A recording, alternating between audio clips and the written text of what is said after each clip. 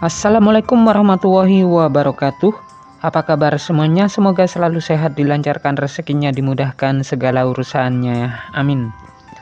Nah, di video kali ini saya akan berbagi informasi terkait pencairan bantuan PKH tahap 2 maupun BPNT tahap 2 tahun 2025.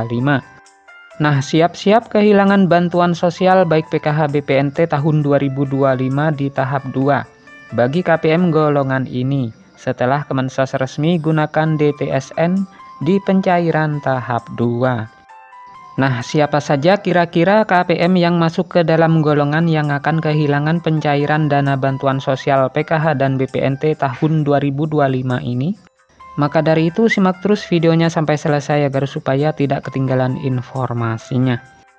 Nah, perlu diketahui bersama bahwasanya telah resmi berlaku aturan baru ya, dan siap-siap kehilangan pencairan bansos PKH dan BPNT tahun 2025 bagi KPM golongan ini setelah Kementerian Sosial resmi menggunakan data baru yaitu DTSE di penyaluran tahap 2. Nah, seperti yang kita tahu bahwa saat ini Kemensos sudah resmi menjadikan DTSE sebagai acuan data baru di tahun 2025, dan di waktu yang sama DTKS resmi dihapus dan kini berlaku aturan baru sesuai yang ditetapkan Kemensos melalui DTSE. Nah, dengan adanya data tunggal sosial ekonomi nasional, data setiap KPM akan dirombak total, sehingga KPM lama tidak bisa secara otomatis masuk ke daftar data baru. Penghapusan DTKS dan beralihkan ke penggunaan DTSE ini menjadi keputusan dan langkah besar pemerintah dalam penyaluran dana bantuan sosial.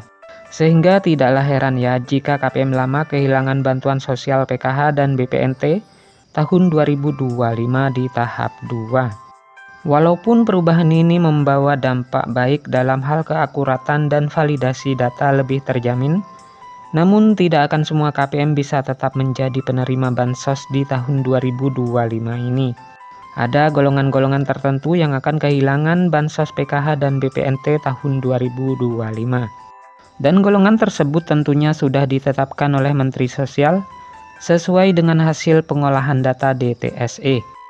Lalu siapa saja kira-kira KPM yang masuk ke dalam golongan yang akan kehilangan pencairan dana bansos PKH dan BPNT tahun 2025 ini? Nah, berikut golongan KPM yang tidak akan cair lagi di pencairan PKH dan BPNT pada tahap 2 tahun 2025. Untuk yang pertama, KPM atau penerima bansos lama yang tidak tercatat di dalam DTSN, sehingga tidak akan menerima bantuan di tahap selanjutnya. Selanjutnya, KPM lama yang tercoret atau tersingkirkan akibat penambahan penerima baru yang akan masuk dalam daftar. Artinya komposisi penerima bansos bisa berubah secara signifikan. Selanjutnya, golongan KPM yang masuk graduasi ya, di mana keluarga penerima manfaat yang sudah mandiri atau dianggap tidak lagi memenuhi kriteria akan dikeluarkan dari daftar penerima bantuan sosial tahun 2025.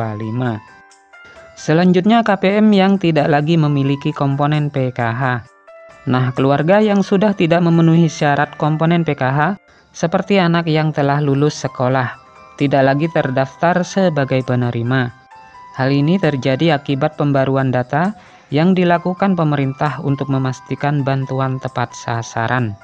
Selanjutnya, KPM yang tidak lolos verifikasi kelayakan, di mana setiap bulan pemerintah melakukan verifikasi kelayakan penerima bantuan sosial. Nah, KPM yang dinyatakan tidak layak, misalnya karena perubahan kondisi ekonomi, tidak lagi berhak menerima bantuan sosial. Kategori ini menunjukkan pentingnya pembaruan dan validasi data penerima bansos agar bantuan tepat sasaran. Nah, sekian dulu informasi ini, semoga bermanfaat. Sampai ketemu di informasi-informasi selanjutnya. Assalamualaikum warahmatullahi wabarakatuh.